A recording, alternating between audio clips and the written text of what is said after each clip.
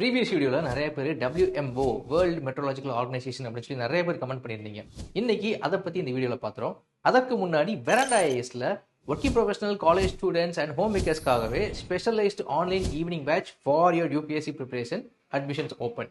So இந்த பேட்சை பற்றி தெரிஞ்சுக்கிறதுக்கு ஸ்க்ரீனில் தெரிய நம்பரை காண்டாக்ட் பண்ணி டீட்டெயில்ஸை என்கொயரி பண்ணிக்கோங்க. ஸோ வேர்ல்டு மெட்ரோலாஜிக்கல் ஆர்கனைசேஷன் இதோட ப்ரிடிசெசர் யாருன்னு பார்த்தீங்கன்னா இன்டர்நேஷனல் மெட்ரோலாஜிக்கல் ஆர்கனைசேஷன். அதை இப்போ க்ளோஸ் பண்ணிட்டாங்க. 1873 ஆரம்பித்த அந்த IMO இப்போ இல்லை.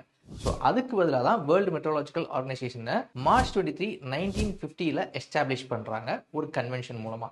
ஸோ இந்த வேர்ல்டு மெட்ரோலாஜிக்கல் ஆர்கனைசேஷன் 1951 யுனைடெட் நேஷன்ஸோடைய ஒரு ஸ்பெஷலைஸ்டு ஏஜென்சியாக மாறுது. மொத்தம் 193 கண்ட்ரிஸ் பார்த்தீங்கன்னா இந்த WMOக்கு மெம்பர்ஸாக இருக்காங்க. அதில் இந்தியாவும் ஒரு கண்ட்ரி.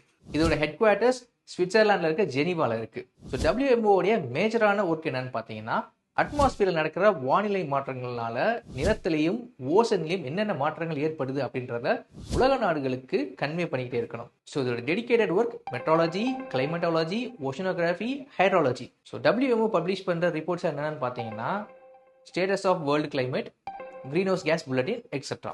இது சம்பந்தமான தகவல்களை வெளியிடணும். அது மட்டும் இல்லாமல் சைக்ளோன் நேம் பண்ணுறதுக்கு WMOடைய கைட்லைன்ஸ் மிகவும் உதவிகரமாக இருக்குது. இந்த மாதிரியான எக்ஸ்க்ளூசிவ் கான்டென்ட்ஸ்க்கு வெராண்டா ஐஏஎஸ் யூடியூப் சேனலை ஃபாலோ பண்ணிக்கோங்க. Veranda IAS, where your dream becomes reality.